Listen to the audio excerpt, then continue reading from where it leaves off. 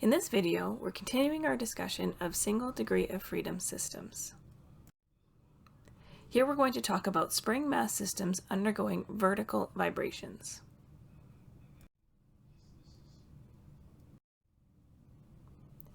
Now, so far, our examples have considered spring mass systems in a horizontal orientation, but let's consider a spring mass system in a vertical orientation as shown here.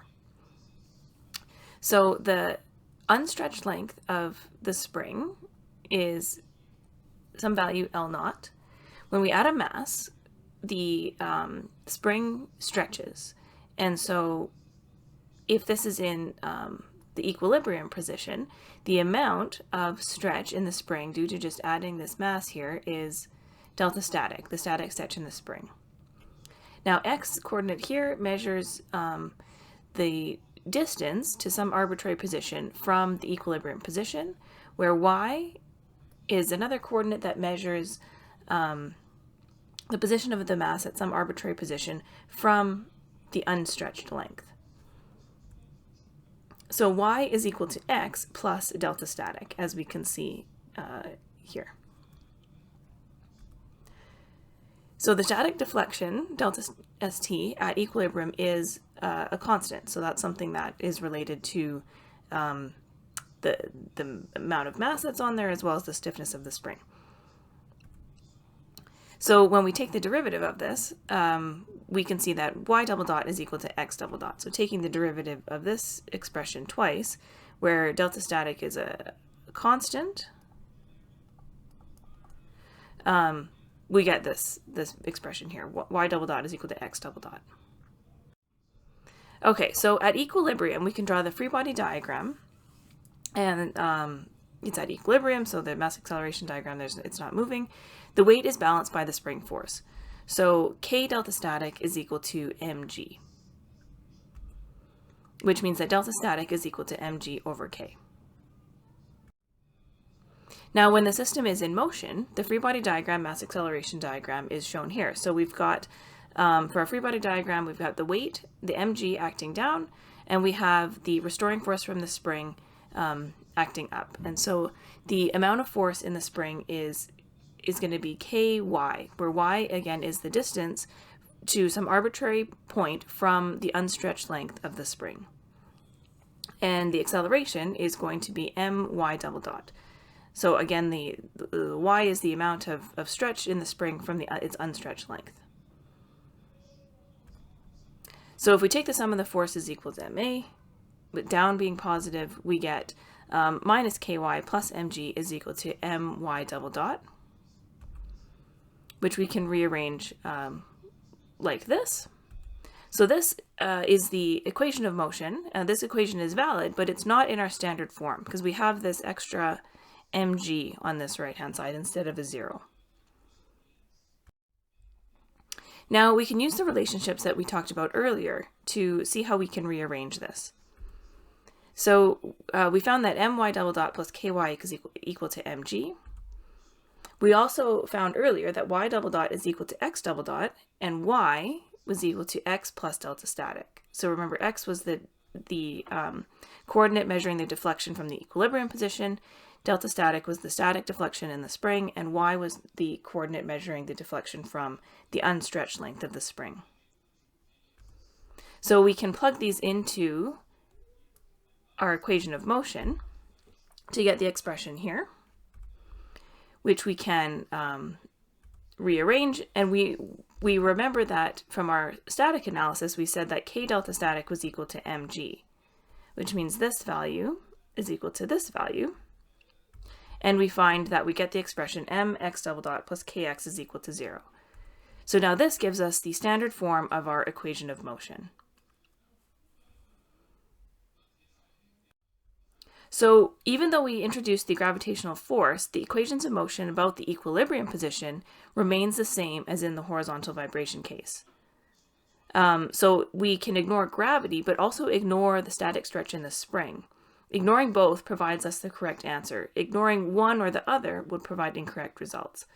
So we get an equivalent expression in non-standard form, but if we want to be able to put this into standard form, And to do that, we can ignore the gravity as well as ignoring the static stretch in the spring. We can also use energy methods that provide the same result. So let's assume a conservative system and use y as our coordinate. So if we recall our energy methods, basically we said T plus U equals a constant. So the kinetic plus the potential energy is a constant. So the kinetic energy, if we're using y as the coordinate, is T is equal to 1/2 my dot squared. So y dot is the velocity.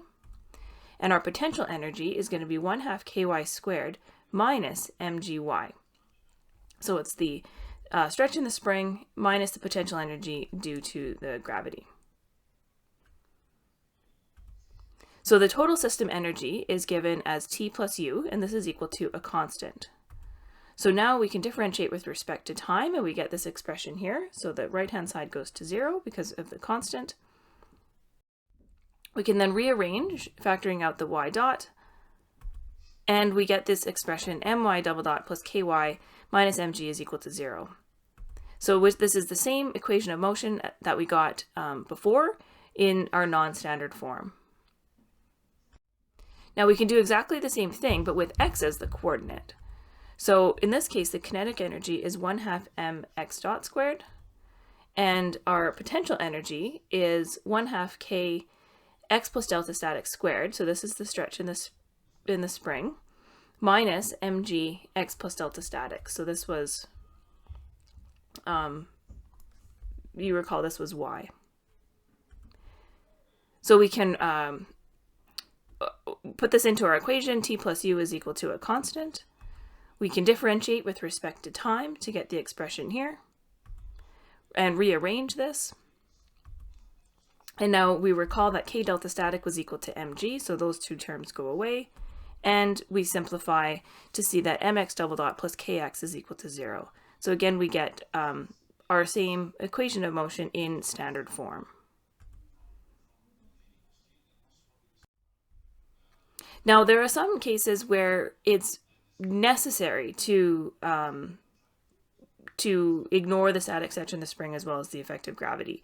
In the example that we just showed, we could have included them and we end up with something equivalent, but there's some times where we don't have enough information. And so we should always, when we're dealing with a vertical system, we should always follow this approach of ignoring the static stretch in the spring and ignoring the effective gravity. And so you could see if we had a system like this, where we have these 3 springs, without additional information, we don't know the amount of equilibrium stretch in each spring. Some could be stretched, some could be compressed. We don't know their unstretched length. So we have no way of knowing the amount of equilibrium stretch. But if we choose to solve the problem using the equilibrium position as our coordinate, then we can ignore any individual static spring forces as long as we ignore gravity as well. And so it's really important that we follow that approach in a consistent manner. So the static stretch in the spring at equilibrium can also allow us to find the natural frequency directly. So if we happen to know the static stretch in the spring. So if we remember that our natural frequency P is equal to the square root of K over M, we can write this as, we can just multiply by the top and bottom by G and rearrange it. And we remember that mg over k is equal to delta static. So putting that into here, we can see that P is equal to the square root of G over delta static. So if we know the static stretch in the spring, we can actually get the natural frequency of the system directly.